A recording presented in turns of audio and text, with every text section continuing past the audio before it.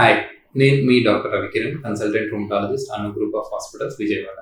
ఈరోజు మన topic adult vaccination. Adult vaccination అంటే ఏంటి? అది ఆటో ఇమ్యూన్ డిసీజెస్లో ఎప్పుడెప్పుడు సమయంలో ఇస్తాము. సో అడల్ట్ వ్యాక్సినేషన్ మెయిన్గా patients with auto immune diseases అనగా రొమటాయిడ్ ఆర్థరైటిస్తో బాధపడుతున్న వాళ్ళు కానీ, లేకపోతే స్క్లీరోడర్మాతో కానీ, ఎస్ఎల్ఈతో కానీ, myositis with interstitial lung diseases అంటే లంగ్ ప్రాబ్లం ఉన్నవాళ్ళు, వీళ్ళే కాకుండా ఏజ్ మోర్ దెన్ 60 years ఉన్న వాళ్ళు కానీ, ఆస్తమాతో ప్రాబ్లం ఉన్న వాళ్ళు కానీ వ్యాక్సినేషన్స్ అనేది చాలా ఇంపార్టెంట్.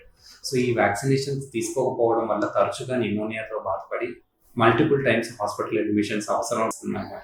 సో ఇలాంటివన్నిటిని తగ్గించుకోవాలి అంటే కనుక వ్యాక్సినేషన్స్ అన్ని తీసుకోవాలి. So to contact us for adult vaccinations.